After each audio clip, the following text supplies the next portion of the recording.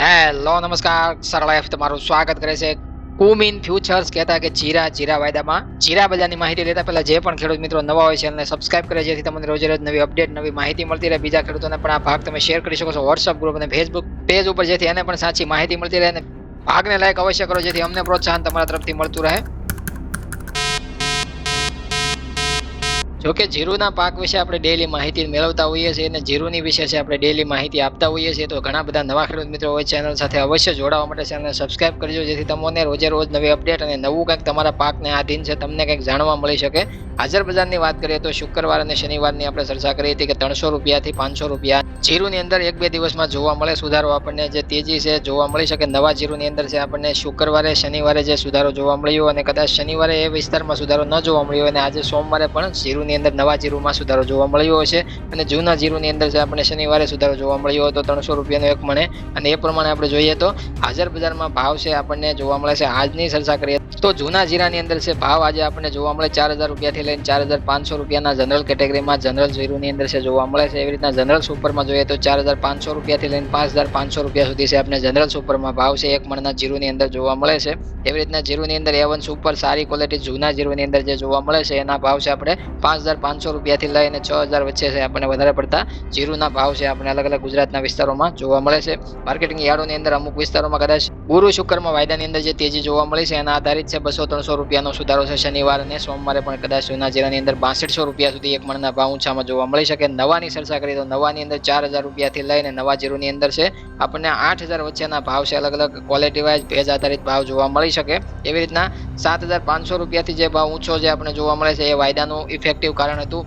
એટલે કે વાયદા બાદ છે વાયદાની અંદર જે આપણે તેજી જોવા મળી હાજર બજારમાં 500 રૂપિયાનો સુધારો છે નવા જીરુની અંદર છે આપણને જોવા મળ્યો, જેમાં આપણને 7500 રૂપિયાથી લઈને 7800 900 કે 8000 રૂપિયા સુધી છે એક મણના ભાવ નવા જીરાની અંદર જોવા મળ્યા. જે શનિવારે પણ જોવા મળી શકે અમુક વિસ્તારોમાં છે, સોમવારે પણ આપણને ઊંચા ભાવ જોવા મળી શકે. પણ એકંદરે 500 રૂપિયાનો નવા જીરુની અંદર સુધારાની ધારણા જે આપણે શુક્રવારના ભાગમાં વ્યક્ત કરી હતી અને એ પૂરી થતી આપણને શુક્રવાર શનિવાર અને સોમવારની ત્રણેય દિવસની બજારોમાં છે નવા જીરાની આવક અને ભાવ ઉપર જોઈએ તો પૂરી થતી આપણને જોવા મળે છે. કારણ કે શુક્રવારે સારી સપાટીમાં છે કુમિન ફ્યુચર્સ બંધ થતો આપણને જોવા મળ્યો હતો. એના આધારિત છે આપણે વ્યક્ત કરી હતી ધારણા અને એ પ્રમાણે તેજી પણ આપણે જોવા મળી. જીરુના ભાવની અંદર છે આપણે સુધારો એ પણ આપણે ચર્ચા કરી હતી કે થોડો વાયદાની અંદર છે વધારે પડતો સુધારો જોવા મળતો, એટલે કે 3000 કે 2500 ના ભાવ છે આપણે 3 દિવસની અંદર જે વાયદાની અંદર બેક ટુ બેક સુધારામાં તેજીમાં જોવા મળ્યા છે.